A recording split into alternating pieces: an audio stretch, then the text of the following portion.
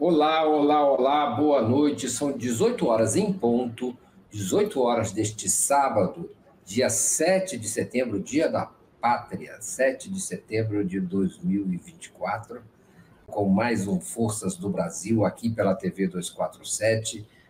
Queria dar as boas-vindas a todos e todas que estão nos assistindo e já estão aqui no nosso chat, na nossa área de comentários. Por favor, logo de cara vou dando os recadinhos para vocês. Antes eu queria agradecer, apresentar e dizer da minha alegria de ter mais uma vez no nosso programa o sociólogo, especialista em redes e no impacto político dessa era digital que nós vivemos, que é o sociólogo Sérgio Amadeu, pesquisador, escritor, ativista, ex-membro do Conselho Gestor da Internet no Brasil, enfim, um sujeito que jogou já em todas as posições. O Sérgio Amadeu está aqui conosco mais uma vez para a gente conversar sobre os últimos acontecimentos nessa área em que ele trabalha com tanto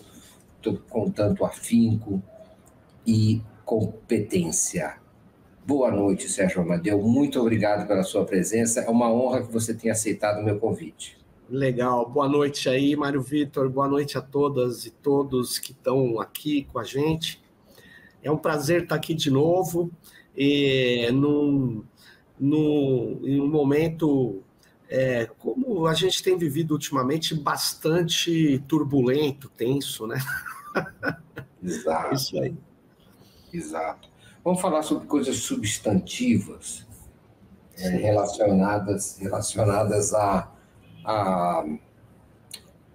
ao confronto entre o Supremo Tribunal Federal, o ministro Alexandre de Moraes, e a rede digital, a plataforma digital X, que foi simplesmente suspensa no Brasil, quebrando uma espécie de tabu a respeito da presença desses mastodontes tecnológicos que dominam as nossas existências.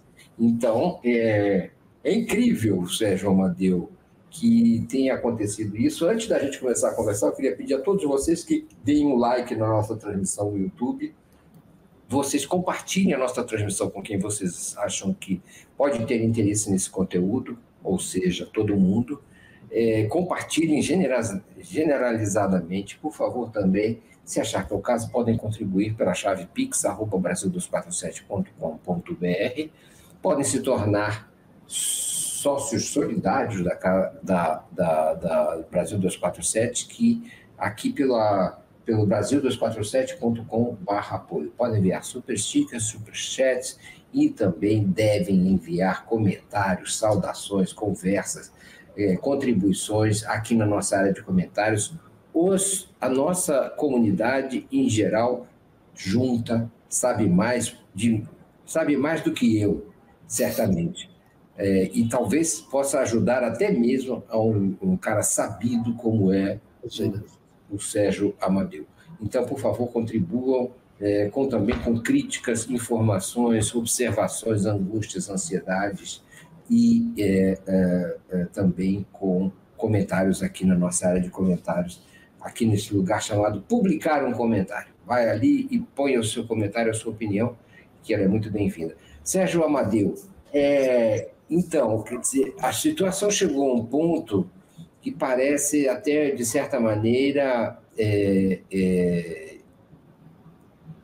uma situação inédita, não é? Que é essa suspensão do X no Brasil. O que alterou, Sérgio? Inclusive porque tem repercussões em áreas, também na área dos satélites, na área vamos dizer, do acesso às informações, de empresas como Starlink.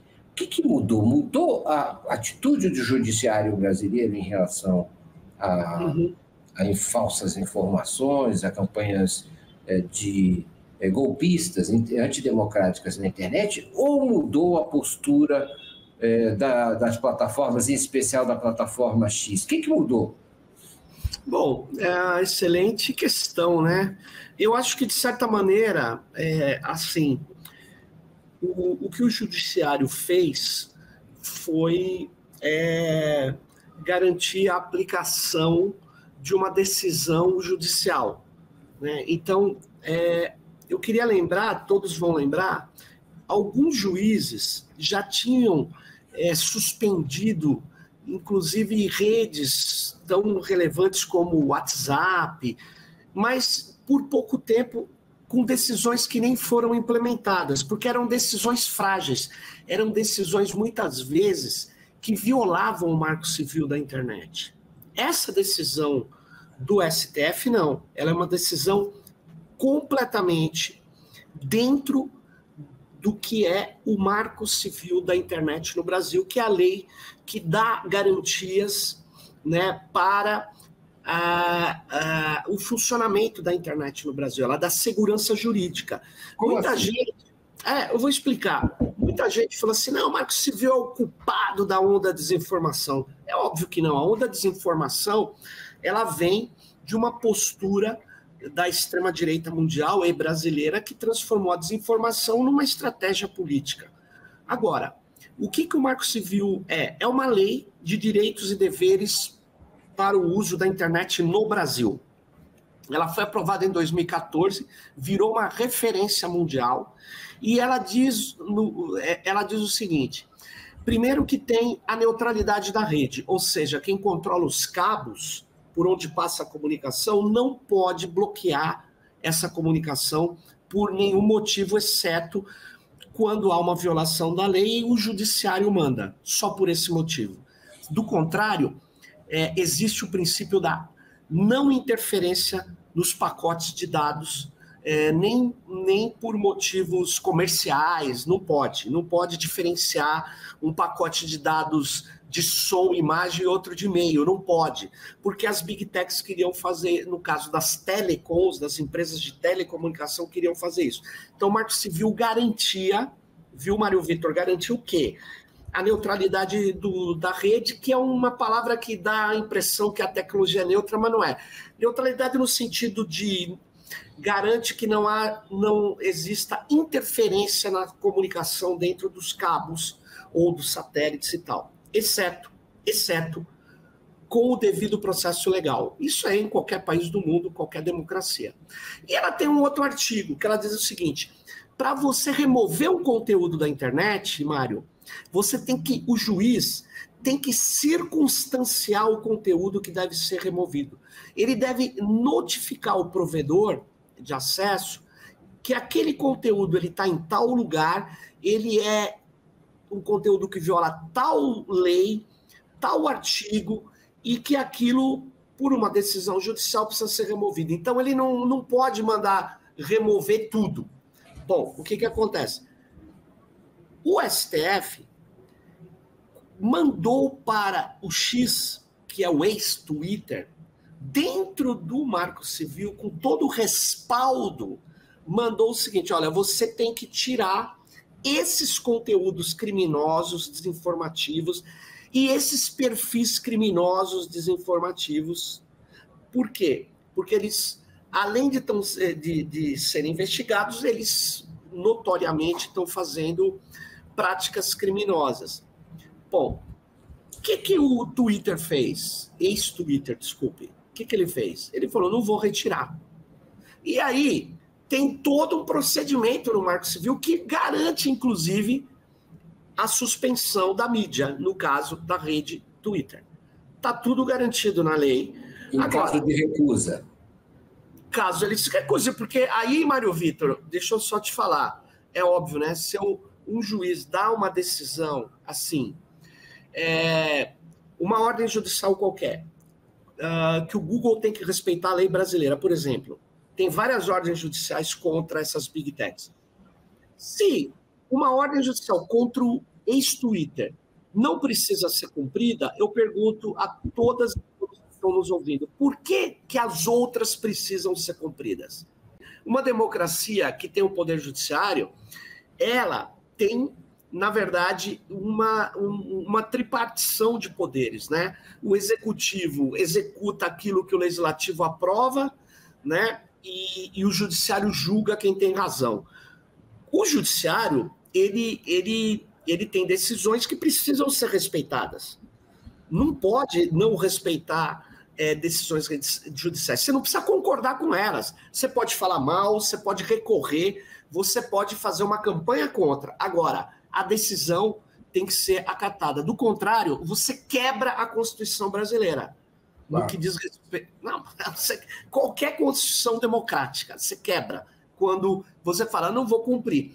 Você pode fazer protesto, não há nenhum problema. Só que a empresa X e o seu empresário dono, olha que curioso, sabe o que ele fez? Ele fechou o capital do Twitter. O Twitter era uma empresa com ações na Bolsa de Valores norte-americanas.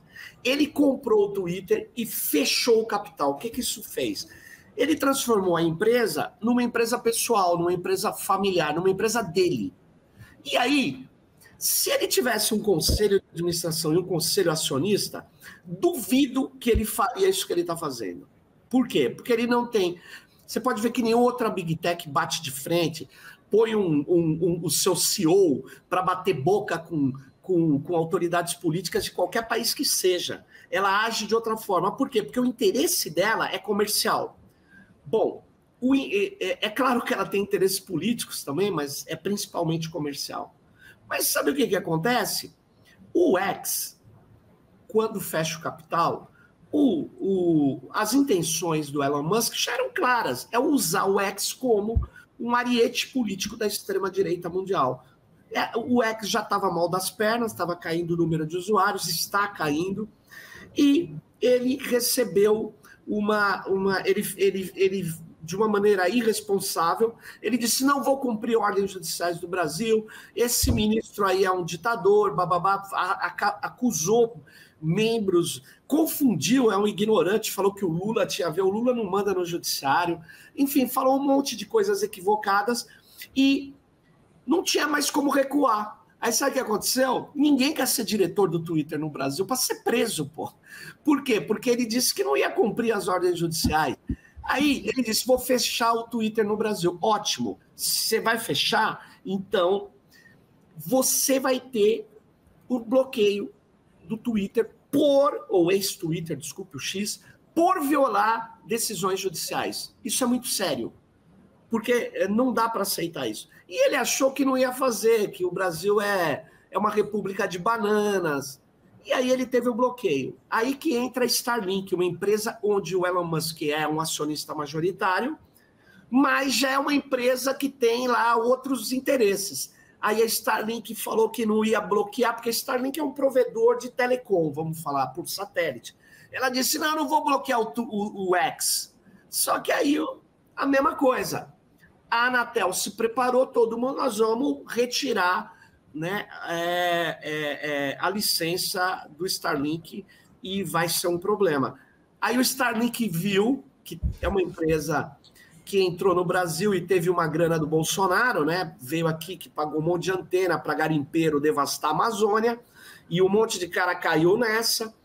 Tem contratos até com o Exército Brasileiro, que é um absurdo o Exército Brasileiro passar telecomunicações numa rede de um cara como Elon Musk. Você vê como o Exército Brasileiro é uma coisa muito complicada.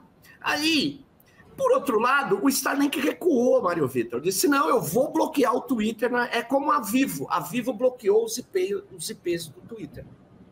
E a Starlink também está bloqueando. É isso. Aí tem os exageros, na minha opinião, tá? Na minha opinião. O judiciário começou a falar, quem usa VPN vai ser multado, vai ser preso. Bicho, você usa VPN para fazer... VPN é uma forma, é um proxy para você acessar coisas em outros países ou para você acessar coisas sem que você apareça, sem que saibam que é você que está acessando. É uma atividade que a Anistia Internacional utiliza, é um tipo de prática que vários grupos que defendem violações contra direitos humanos usam. Criminosos usam também, eu sei disso, mas é muito complicado você dizer que quem usa VPN é uma pessoa mal intencionada, a priori, entende? Mas isso acabou não virando decisão, então tudo bem. eu não sou... eu acho que no caso concreto do o ex-Twitter, a decisão do Alexandre de Moraes foi correta. Em outras eu não gosto, mas na questão do Twitter foi extremamente correta e mostrou que o Brasil, da outra vez já tinha mostrado com o Telegram, não sei se você lembra, Mário Vitor, quando o Telegram falou, não, eu não vou pôr nenhum responsável pelo Telegram, eu faço o que eu quiser no Brasil. Aí os caras, nós vamos bloquear o Telegram, aí os caras do Telegram, que têm interesses no Brasil, falou, não, eu vou montar um escritório para responder ordens judiciais brasileiras, que é o que tem que fazer. O Brasil não pode ser tratado como uma república das bananas, como Elon Musk quer tratar, e que tem a favor dele essa horda bolsonarista que estava aqui na Paulista, fraquinha, porque já foi muito mais forte. Eles deixaram ônibus espalhados aí, trouxeram gente de ônibus. Quer dizer, é uma coisa assim, fundamentalistas evangélicos trazendo pessoas que você vê que não tem condição, né? Enfim, esse outro papo, mas eles fizeram uma manifestaçãozinha menor do que a dos outros e eles estão tentando transformar o Elon Musk num líder no Brasil. Agora, olha, para quem ainda tem dúvidas, cara, é o seguinte, o X, ele dá guarida a conteúdos que nós não podemos aceitar, dá guarida a desinformações que colocam em risco a saúde, colocam em risco democracias, colocam em risco, na verdade, uma série de interesses nacionais que são consolidados, quase consensuais. Não dá para aceitar que eles façam o que eles querem com um país do tamanho do Brasil. Então, basicamente, e insisto numa coisa, para quem muitos caras de esquerda falavam assim, não, esse marco civil é uma desgraça, não, é o marco civil que está dando cobertura exatamente à garantia da lei quando o Alexandre de Moraes aplica essas normas, essas decisões, desculpe-me, contra essa arrogância e essa ação ridícula do Elon Musk, né? Aliás, faltou pedir a prisão dele, né? Porque se fosse em outro país aí, ele xingar a autoridade, fazer calúnia contra a autoridade, falar que teve fraude na urna, que nem esse Bolsonaro, que não sabe nem onde o apito toca, que é um cara desqualificado, que foi expulso do exército. Ele vai dizer, eu não fui expulso, eu fui desligado, e que ganhou salário, mesmo expulso do exército. Esse inominável que rouba até de bujão de gás a grandes contratos no governo. Esse cara, ele não tem condição de ser uma referência para quem defende a democracia, defende a educação, defende a cultura, mas ele é referência para a extrema-direita, que hoje no mundo tem como prática, aqui nos Estados Unidos, em qualquer lugar, a desinformação em massa. O EC Medeiros, nosso EC Medeiros, ele manda um complemento à sua informação, corroborando ela. Ele diz, o Telegram já chegou a ser suspenso em 2022 por 3 dias, até que indicou o representante legal. Perfeito, ele tem razão, Obrigado pela coisa. Foi suspenso, sim, até indicar o representante legal. Está correto. Sim. Corretíssima a informação. Eu não sei se foram 3 dias, porque tem... Mas é por aí, sim. Tá corretíssima a informação. E o Vitor Posa fala assim, virão em sanções econômicas, ele afirma, virão sanções econômicas do Império contra o Brasil. Os Estados Unidos e a Europa já têm planos de confiscar bens da União e autoridades brasileiras. Você teve acesso a algum tipo de coisa dessa? Não. Eu acho complicado, viu, Vitor? E o Vitor, Mário Vitor e Vitor Posa, né? Acho complicado pelo seguinte, porque nos Estados Unidos, o Elon Musk não está tendo cobertura nesse embate contra o judiciário brasileiro, viu? É óbvio, se o Trump for eleito, e ele é um dos principais financiadores do Trump e da extrema-direita americana, ele vai tentar fazer com que os Estados Unidos tenha reações contra o Brasil, né? Mas não está tendo e não terá a guarida da Corte Suprema, do governo americano. Não tenho essa informação. O que acontece é o seguinte, mas foi bom você trazer esse caso, né? Essa ideia, porque se você tem dados da sua empresa, sistemas, e estão hospedados lá nos Estados Unidos, num mundo cada vez mais turbulento, eu acho isso muito perigoso. Eu já tenho falado isso várias vezes, né? Eu acho isso muito perigoso, eu acho que você devia avaliar bem os custos e colocar dados hospedados no Brasil, sob uma legislação séria, a legislação de proteção de dados inspirada na União Europeia. União Europeia é essa que está dando em cima do Google, que já multou com mais de 1 bilhão o grupo Meta, que vai para cima do Elon Musk também. O Elon Musk lá fica quietinho, porque se não acatar, ele está perdido. E, na verdade, a União Europeia não está dando guarida para o Musk, né? Agora, é óbvio que ele representa assim, uma parte das classes dominantes, mas, por exemplo, os democratas não estão com Elon Musk. Uhum. Tem contradições no imperialismo, é isso que eu quero falar. E eu não tenho essa informação, Vitor. Eu acho que, por exemplo, eles confiscaram capitais russos, né? O Vitor não falou isso, mas ele provavelmente sabe disso, por causa da guerra da Ucrânia. Mas aí foi uma ação conjunta norte-americana, OTAN, União Europeia. Aliás, a guerra da Ucrânia é uma guerra de procuração, né? Onde a União Europeia e os Estados Unidos ficam pondo armas e dinheiro para as forças lá atacarem os russos e perderem vidas humanas, né? Na verdade, infelizmente, é uma guerra de procuração, né? Agora, e é uma guerra que começou com a OTAN, sempre querendo provocar os russos, desgastar os russos e invadir áreas geoestratégicas, assim, vitais para os russos.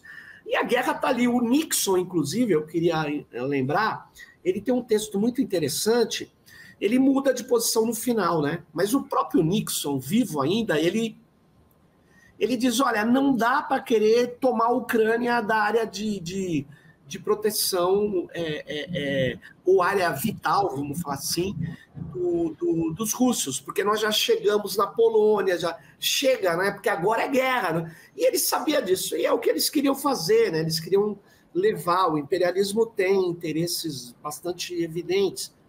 Mas eu estou voltando aqui a falar do Elon Musk, ele não tem cobertura na Europa, ao contrário, ele tem que se enquadrar na Europa. Ele teve que se enquadrar na Turquia, teve que se enquadrar aí, no caso da Ásia, né? Na Índia, tem que se enquadrar. Aqui no Brasil, ele achou que o bolsonarismo era... Ele tem informações parciais desses imbecis bolsonaristas, e ele achou que, se for aí, a gente consegue derrubar todo mundo, e Elon Musk vai virar herói no Brasil. Aí, puta, informaram errado você, playboy.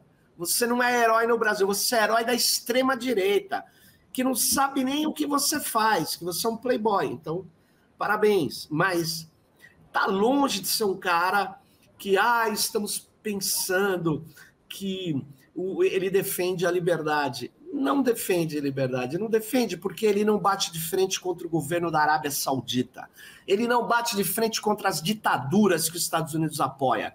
Ele veio aqui porque o Bolsonaro deu uma grana para ele, aquele ex-ministro de comunicação do Bolsonaro fez um ato lá no interior e deve ter tentado mostrar as vantagens de ter as redes no Brasil, e ele entrou aqui. Agora, o absurdo é o governo brasileiro, até agora, está usando o equipamento da Starlink.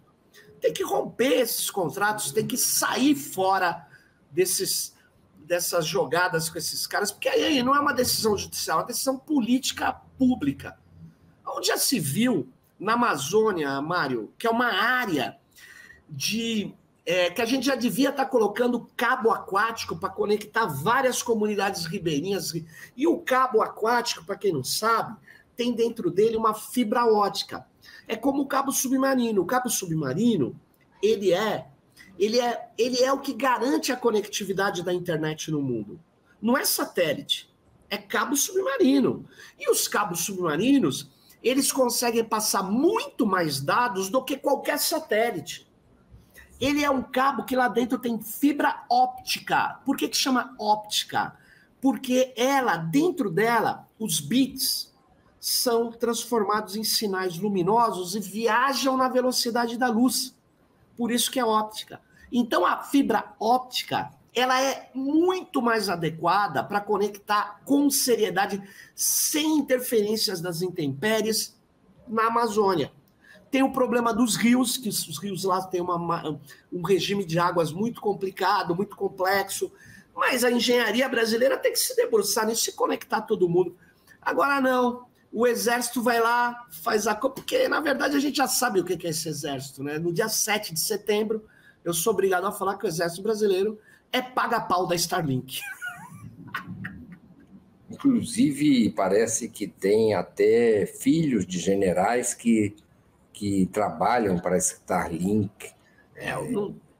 Pode ser, eu não tenho essa informação, mas eu não me assustaria nisso, não.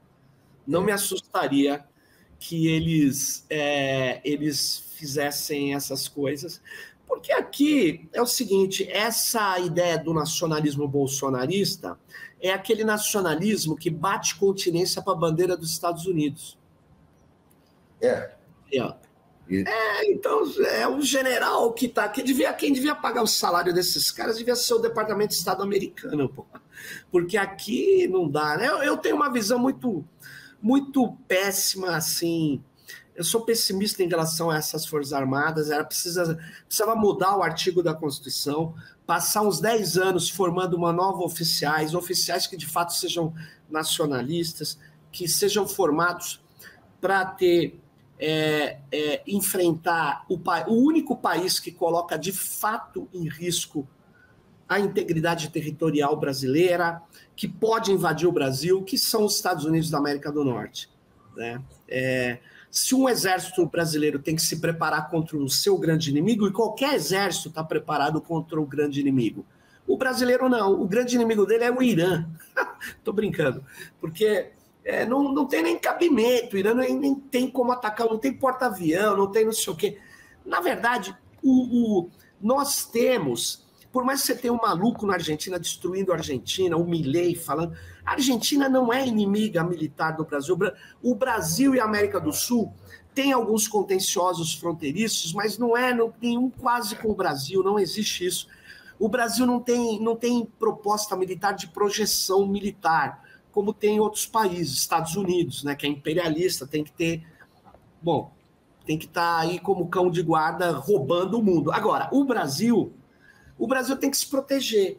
Quem é que pode oferecer risco militar ao Brasil? Só tem um país no nosso espectro geopolítico, chama-se Estados Unidos da América do Norte. Só que o exército americano é aliado dos norte-americanos. É uma piada, cara, é uma piada. Desculpa eu falar, mas... Inclusive é uma ofensa à memória daqueles países que já sofreram invasões e bloqueios e sanções historicamente na mão desses verdadeiros embarcadores violentos. Não é? Então, às vezes, até a gente parece que as pessoas fazem questão de esquecer o que o continente já sofreu na mão das intervenções norte-americanas. O Sérgio, agora, o Twitter foi embora, o X foi embora, alguém colocou aqui que o Washington Post fez uma matéria, uma reportagem amplamente a favor de Musk, criticando Moraes. Na verdade, teve duas reportagens, 2 artigos. Um foi do correspondente no Rio, no Brasil, acho que Terence McCoy, uma coisa assim o nome dele, que era totalmente assim, dizendo não aconteceu nada, o Brasil tomou uma decisão e todo mundo está abandonando o X no Brasil e vida que segue. E ninguém se impressionou com o Musk e o X no Brasil. Aí teve um editorial a favor do Musk, um dia seguinte ou 2 dias depois. Então não foi tudo amplamente a favor de Musk, não. Teve uma reportagem anterior que foi contra o Musk. Mas o fato de ter tido um editorial mostra essas contradições que você levantou aí, né? Há contradições. O Washington Post, o Mário Vitor, o Washington Post é claramente republicano, né? E eu digo, ele me parece um jornal que está tendo muita dificuldade de navegar nessas eleições aí, porque vai ter que apoiar o Trump, né? Se ele mantém a sua tradição, não sei. Eu não estou acompanhando assim. Bom, mas enfim, o que eu queria te perguntar é o seguinte: parece que se rompeu um tabu, né? E o passo da justiça brasileira, embora já tenha havido uma decisão anterior em relação ao Telegram,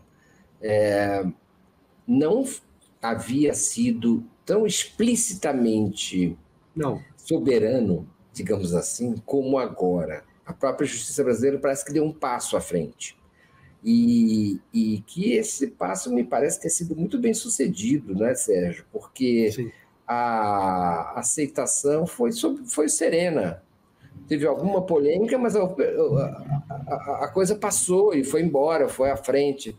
O que talvez signifique até um certo caminho, né, de soberania. Um exemplo de soberania judicial, né, que indica uma certa... Mesmo a direita no Brasil, não a direita bolsonarista, se dobrou e aceitou e segue em frente. Eu tenho a impressão de que alguma coisa aconteceu, sabe? Alguma coisa aconteceu nesse caminho. Não, eu acho, Mário, que eu insisto nisso. Eu acho que a decisão judicial, ela teve ela mostra primeiro que o STF teve a dignidade de fazer valer a sua decisão, porque eles falam Alexandre de Moraes, tal, mas foi validada essa decisão. Não é uma coisa, é uma decisão do STF. O STF fez valer a nossa Constituição diante de um ataque à nossa estrutura jurídica, processual, judicial. Eu acho que fez valer com tranquilidade, né? Com tranquilidade. E isso é uma demonstração.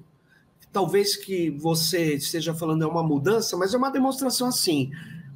Tudo bem, tem uma extrema-direita entreguista, tem cara que bate continência para os americanos, mas assim, enquanto houver república democrática, nós vamos fazer valer, cumprir os nossos preceitos legais, nossa legislação, nossa Constituição. Então, toma cuidado. Eu acho que é um recado para as big techs. E, por outro lado, o X, ele não era popular na juventude, o X não é... O X com nem 8% das pessoas que têm contas na internet no Brasil tinham perfis no X. O X é bem pequeno, apesar de ter influentes pessoas, jornalistas, cientistas. Era um lugar de obter rapidamente tendências e informações, sem dúvida. Mas isso era o Twitter, o X já estava em decadência. Então, na verdade, foi interessante começar com o X, né? Foi importante, e é importante o Brasil se afirmar, dizendo assim, olha, nós temos lei, Constituição, e essa Constituição vai ser defendida. Eu acho interessante. Agora, eu não sei um enfrentamento, por exemplo, que os europeus fazem contra um Google, mais difícil no Brasil, né? Porque o Google, por exemplo, ele conseguiu parar, junto com o Facebook, principalmente, conseguiram neutralizar o PL 2630, que era de regulação de plataformas, que é outra coisa. O Marco Civil da Internet é de garantias jurídicas para o uso da internet, as conexões da internet, a neutralidade de rede. Agora, não tinha no Marco Civil discussões sobre isso que a gente chama de plataformas digitais ou redes sociais online. Quem precisava de uma lei nova para isso, que complementa o Marco Civil, não enfrenta, como alguns desavisados queriam falar. Então, o que acontece é que essa lei foi parada principalmente pelo lobby do Google e do Grupo Meta. E aí eles têm o Lira, né? O Lira logo já entrou no vai da valsa ali, e infelizmente nós fomos para uma eleição municipal sem uma regulação das plataformas, mas a União Europeia, Mário, tem regulação de plataformas, vai começar a cobrar tributo de plataforma, está tratando os caras com a lei de comércio eletrônico, com a lei de serviços digitais, com a lei de proteção de dados, com a lei de inteligência artificial, e eles não podem bater de frente com a União Europeia. Eles não podem, porque a União Europeia ela vai se defender contra um Google, o grupo Alphabet. O Brasil, ele não tem o poder da União Europeia, mas ele também tem condição de enfrentar, sim, essas big techs. Então, talvez quando você fale, não é uma mudança essa decisão do X? Sim, talvez a gente tenha que tomar decisões drásticas se essas big techs não quiserem aceitar, né, a decisão democrática. E aí eles vão ter que avaliar bem o que eles vão fazer. Porque, por enquanto, eles têm muito dinheiro, eles têm influencers. Em que sentido? Eles distribuem, eles fazem reuniões com influencers que têm espaço no Google, no YouTube. Então, eles têm gente para fazer o buzz e defender os seus interesses aqui, que são interesses das big techs. Não pode ser confundidos com interesses democráticos, muito menos com interesses de comunicação justa, segura, livre. Não, está defendendo interesses de big tech, muitos desses influencers. Aliás, eles têm apoios, né? E continuam fazendo coisas absurdas. Você pega, por exemplo, a eleição municipal da cidade de São Paulo, você tem um candidato, o Lamaçal, que o Lamaçal ele usa a técnica do quê? De gamificação. Ele usa a técnica de recompensa, ele violou, no meu modo de ver, a legislação eleitoral, porque tem um vídeo que está no Twitter, o Intercept, inclusive, colocou, e vários outros colocaram, do Discord, onde ele diz, olha, se você fizer um corte meu, eu te pago tanto, se o teu corte chegar a tantos mil, no final da semana eu te pago tantos mil. Então ele tem uma horda de pessoas que não necessariamente pararam para refletir se ele é uma alternativa boa ou não, porque são pessoas individualistas que só querem saber de ganhar dinheiro, então estão fazendo corte para o cara. Então, ele faz assim, ele junta a extrema-direita bolsonarista que descola do Nunes e vai para ele, e tem essa técnica da gamificação, de recompensas, pessoais. Por exemplo, está fazendo isso no TikTok, o TikTok, que é chinês, deixa o Lamaçal fazer essa violação e não poderia deixar. A Justiça Eleitoral faz de conta que pode pagar para fazer esse tipo de gamificação, não pode ser abuso do poder econômico. Então está tendo exatamente uma coisa muito ruim aí. E é um cara notoriamente um estelionatário da política, né? Porque ele não nega que está ligado a assaltando, não nega que está ligado... Por quê? Porque não tem como negar, tem processos na Polícia Federal e tal, mas ele está ali fazendo abuso do poder econômico na eleição, tem processo contra ele. Agora, ele é um cara que atua fora da lei e atua à margem da lei também, como na verdade, muitas vezes as big techs fazem isso. A Shoshana Zuboff traz isso num paper antigo que chama The Big Order, que é uma alusão ao Big Brother, mas ele fala, o Big Brother seria um poder político que olha tudo, naquele conto 1984, né? Entra na casa das pessoas, sabe o que as pessoas estão falando. Só que ela fala, não, hoje não é o Big Brother, quer dizer, não é o Estado fazendo isso, são as Big Techs, The Big Order, que é uma bela alusão. É eles que entram no céu, sabe tudo que está sendo feito, sabe o humor das pessoas a partir do momento que o Google sabe quais as pesquisas estão sendo feitas nesse exato momento no seu buscador na cidade de São Paulo. Se a gente está vindo uma epidemia por aí, se as pessoas estão falando que está com a garganta seca, o que tem que buscar, se as pessoas estão falando que querem comprar tal coisa, se as pessoas estão falando, você viu o que aconteceu em tal coisa. Ele sabe o buzz, ele sabe o que as pessoas estão discutindo. Por quê? Porque ele se consolidou como um monopólio das buscas na internet, né? Quase um monopólio de buscas na internet. Eu sei que tem o Yahoo, tem outros, né? Na Rússia, por exemplo, ele não é o monopólio de buscas, e não é por proibição, não. Lá, o buscador mais usado é o Yandex, e na China é outro, e na Índia tem uma disputa, mas aqui no Brasil a força do Google é muito grande, né? Uma das coisas, o Twitter, ou o X, era uma das... O Brasil era um dos seus mercados principais. Então, a outra coisa é que o Starlink mudou de posição, né? Depois de se dizer que não ia cumprir a posição, a determinação judicial, passou a bloquear o próprio X. Né? Claro, porque inclusive, Mário Vitor, imagine o Starlink, que é uma empresa de telecom, de comunicação via satélite, vendendo na Ásia, e a Indonésia ou qualquer outro país olha e vê, porra, os caras não respeitam o poder político dos países, não respeita o poder judiciário, não respeita as repúblicas constituídas. Isso ia pegar mal em geral, porque no primeiro momento se fala, ele está defendendo a liberdade, todo mundo sabe que não.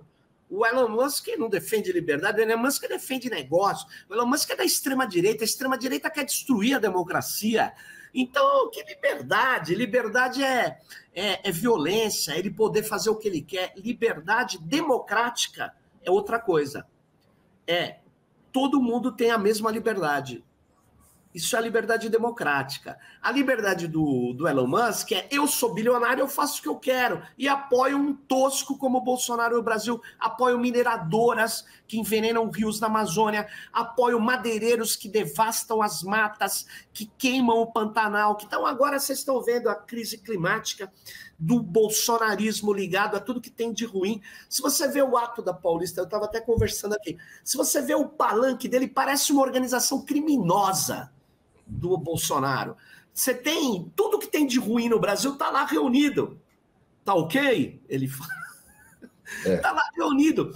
É devastador, é madeireiro, é o Faria Limer, é o cara do capital financeiro rentista, que não quer produzir nada e quer tomar dinheiro das pessoas via Estado. Via Estado. Tirar dinheiro de aposentado, de universidade, para pagar banqueiro. Então, veja bem, tudo que tem de podre, tudo não, né? Tem muito mais, mas o grande podre está articulado junto com o Bolsonaro. E o Elon Musk escolheu ser uma liderança. É isso que eu chamo a atenção de vocês. Olha só, ele fechou o capital de uma empresa, isso já é ruim. Porque, em geral, as empresas querem abrir o capital para atrair investidor. Mas como que ele vai atrair investidor falando que ele é contra cumprir ordem judicial, que ele é contra aceitar regras do jogo, que ele é contra a democracia? Então, ele fechou o capital para ter uma empresa pessoal e usar de brinquedinho para ele se tornar líder político da extrema-direita mundial. Agora, ele é um ponto fora da curva ou ele traz o vírus que todas as plataformas americanas têm? E que ele só que não é um ponto... revela. Não é um ponto fora da curva. Foi muito boa essa questão, Mário, porque ele e vários,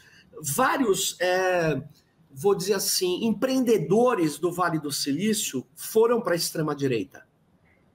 Ele já era de extrema-direita, mas ele era um bobo alegre. Quem era o grande líder ali era o Peter Thiel, que era o grande quadro, um cara que sabe se posicionar, tem uma questão... É um cara de extrema-direita, muito forte, financiador do Trump, financiador da supremacia branca. E eles eram sócios no PayPal, depois de outros empreendimentos. Mas, por exemplo, o Peter Thiel não bate de frente contra o Mark Zuckerberg. O Mark Zuckerberg fica na dele, mas o Peter Thiel tem ações do Grupo Meta. foi um dos grandes orientadores do sucesso do Facebook. O Peter Thiel é um empreendedor. E ele tem o principal CEO da Oracle, Mário Vitor, a Oracle que está aqui no TSE, a Oracle que está no governo brasileiro, a Oracle, grande empresa de bancos de dados, a Oracle. O seu principal CEO, é só você dar uma busca na internet, você vai ver o nome dele, é um cara da extrema-direita norte-americana. Então, você começa a ver que você pega... não é tranquilo essa ideia que o Vale do Silício é dos democratas. Não é verdade, não. Se um dia foi, hoje não é mais. Hoje não é mais. Hoje você tem um grande problema aí. Então, o Elon Musk não é um ponto fora da curva em que sentido? De ser adepto da extrema-direita. Agora, ele é um ponto fora da curva por ser um bananão, né? Tem o Bananinha, filho de Bolsonaro, e ele é o bananão. Por quê? Porque os outros CEOs, mesmo de extrema-direita, você não vai ver o cara da Oracle batendo boca com a justiça eleitoral brasileira, Mário Vitor. Você não vai ver. Você não vai ver, porque ele é, antes de mais nada, um cara que tem que ter obrigações para o conselho da empresa, que é eleito por acionistas. A Oracle é uma empresa altamente lucrativa, entende? Ele é um cara sério na condução do... O Elon Musk não é sério, pô. O Elon Musk é um... Não sei se você lembra, Mário Vitor, ele chamou o Mark Zuckerberg por uma luta de boxe. Eu lembro. Cara de pré-primário. Quase uma caricatura. Uma caricatura, é isso mesmo. E agora me diga uma coisa, algumas pessoas têm sugerido que o Brasil deveria desenvolver, até ter um projeto de soberania nesse campo tão estratégico e sensível que são as plataformas. As plataformas de busca, as ferramentas de busca, as redes sociais, deveria haver uma espécie de busca de uma autonomia nesse setor para que houvesse menor interferência, maior neutralidade, maior, enfim, domínio nacional sobre essas ferramentas. O que você acha? Não, eu acho que tem coisas variadas. Por exemplo, o mecanismo de busca, ele é importante, porque pode parecer que não, né? Ele interfere muito. Aliás, o Google foi multado na Europa por privilegiar, na hora que põe os links, Exato. O ordenamento de links, você não vai entrar na terceira página, você vai ficar rolando, né? Até achar o que está no 80º link. Então, ele privilegiava quem tinha contratos com ele nas respostas, nas buscas. Então, é um negócio poderoso, mas o mecanismo de busca, ele é muito difícil de ser realizado amplamente, mas você cada vez mais vai ter uma concorrência aí do próprio... de empresas chinesas, se elas melhorarem o jeito que elas fazem no Ocidente. Algumas já estão muito bem sucedidas. A ByteDance, você vê, né, conseguiu entrar nos Estados Unidos e tem o TikTok. O TikTok é uma das redes mais influentes na juventude, mais usadas, né? E ela rompeu a barreira da língua. Não é fácil você criar uma aplicação na língua do outro, né? E esse é o problema em escala mundial.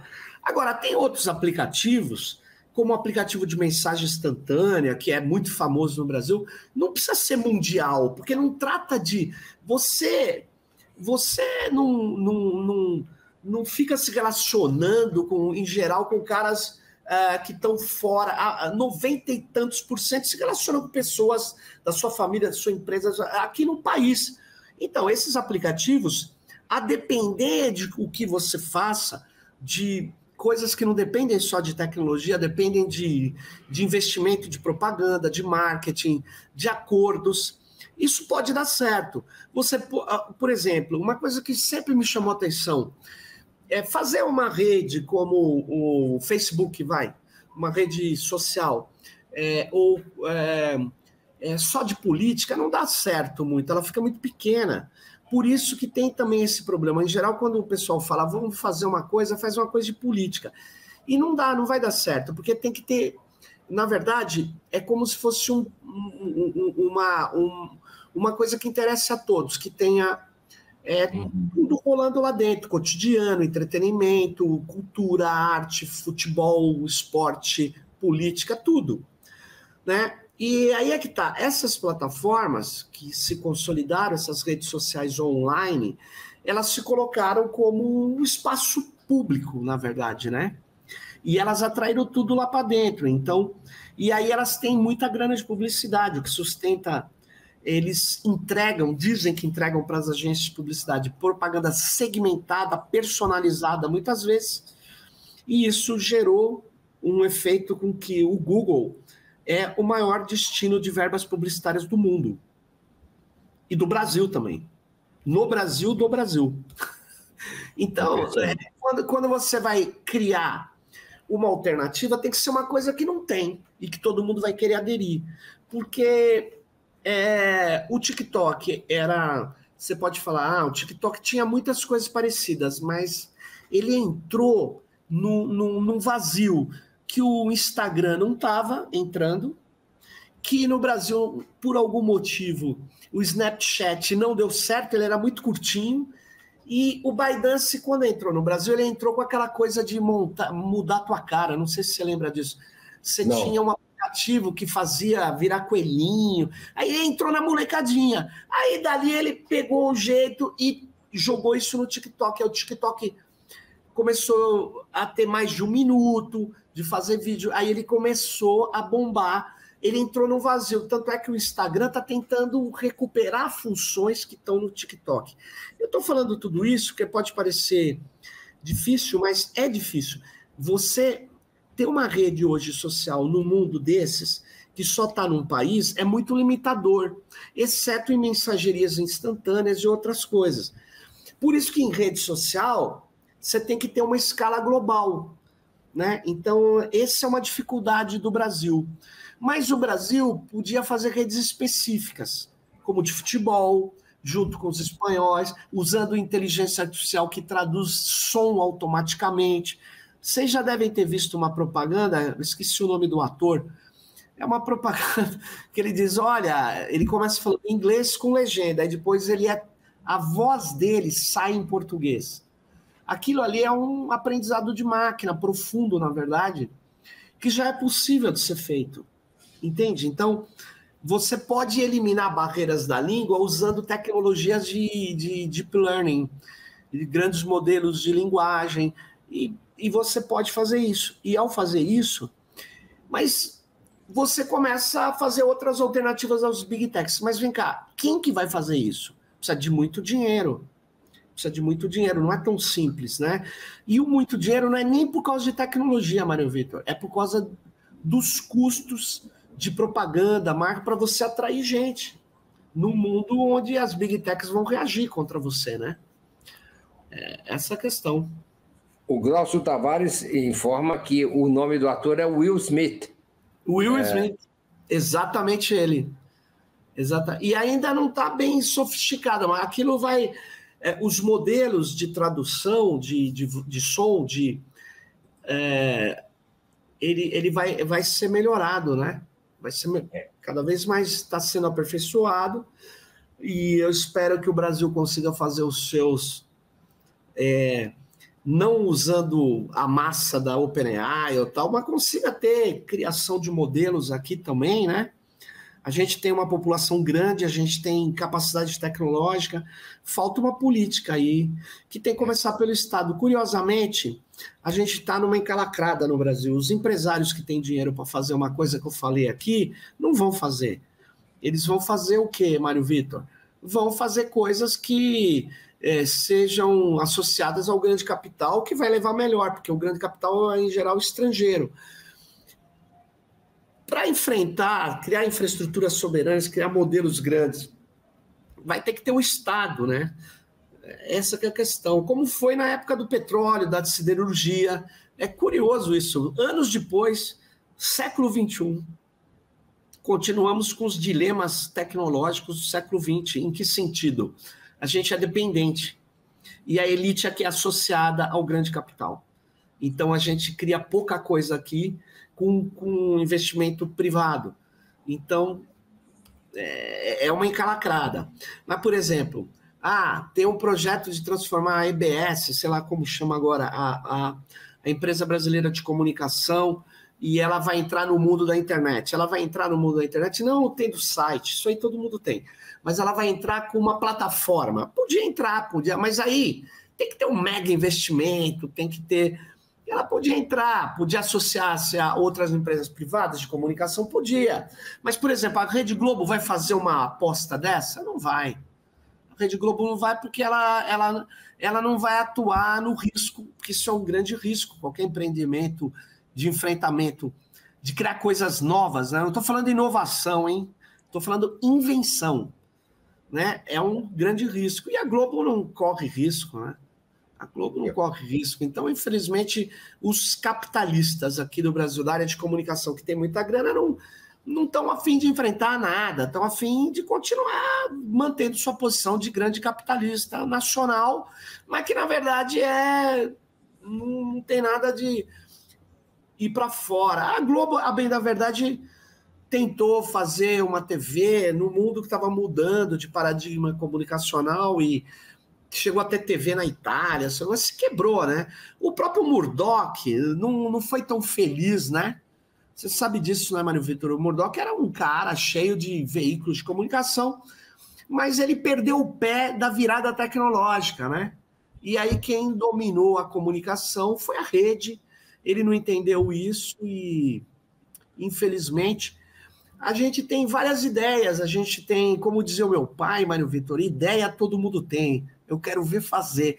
Então, fazer, estamos aí à disposição. Vamos fazer, vamos bolar projetos. Mas os projetos precisam ter recurso. Esse é o nosso problema, não? A gente tem muita coisa para fazer na comunicação que não está pensado, não está feito, e que podia ser um diferencial para juntar muita gente, não por obrigação. Porque, pô, isso é muito legal, eu quero ter isso. Mas aí, nada disso é barato, isso precisa de investimento. E você vai ver lá, né, os próprios planos do Brasil. Tem uma coisa que eu acho engraçada na FINEP, que eles abriram para inteligência artificial e tal, mas eles nos formulários deles, os assessores deles, os auditores que definem os projetos que vão andar, aquilo tá errado, né, gente? Tá errado. Mário, sabe o que eles não financiam? O Steve Jobs aqui no Brasil, a FINEP não ia dar um tostão para ele. Porque, olha só, vocês lembram disso? O Steve Jobs perdeu o controle acionário da Apple. Não sei se vocês sabem. Ele saiu da Apple. Todo mundo, Steve Jobs está acabado. Está acabado nada. Sabe o que ele montou, Mário Vitor? Você lembra? A Pixar. Que deu um baile, fez o Toy Story, que foi uma virada no mundo da animação, lembra? Sim. Aí a Apple, indo a mal a pior, chamaram o guru, que ele é um guru dos negócios, o Steve Jobs, antes de morrer. Ele volta, você lembra o que levantou a Apple? Foi o iPod. É pegar um microamplificador de som e botar num pendrive e meter um monte de música dentro. Você lembra? E a Apple com aquele design branquinho, eles nem conseguiram patentear, porque tinha vários outros iPods. O nome não podia usar, mas era um similar, porque são tecnologias dominadas. Se eu chegar na FINEP e falar, vou fazer um arranjo de tecnologias dominadas, vou fazer um produto inexistente, eles vão falar, que inovação científica tem isso? E aí eles não vão aprovar o projeto. Então, a FINEP não apoia projeto de inovação de serviço. Quer dizer, aí eles falaram, porque a gente tem que incentivar a ciência. Só que é o seguinte, ciência se faz na academia, principalmente, não só, porque as empresas brasileiras não têm departamento científico, se faz na academia, mas inovação é fazer a ciência chegar a um produto. Agora, cara, isso é um lado da inovação, a outra é a inovação de serviço, inovação de coisas que já existem dominadas, e eles não têm espaço para isso. É um absurdo, precisa ser revisto. E quem vai rever? vão rever. Porque aí o cara lá e tal, não vão rever. E aí o BNDES só financiam grandes empresas e tal, então tem um problema aí. Para a gente fazer essas novas plataformas que vão empolgar e tal, tem um problema de quem vai pôr o capital. Sérgio Amadeu, a seu pedido, nós temos que terminar agora, porque você tem uma agenda lotada, como sempre. Eu queria te agradecer muito por esses esclarecimentos sobre assunto tão candente como é a soberania nacional, tanto jurídica como tecnológica, como comunicacional. Então, foi fundamental isso. Muito obrigado e volte sempre. Muito obrigado pelo convite, um abraço a todas e todos e um abraço a você, Mário Vitor. Até mais, gente. Até a próxima, gente.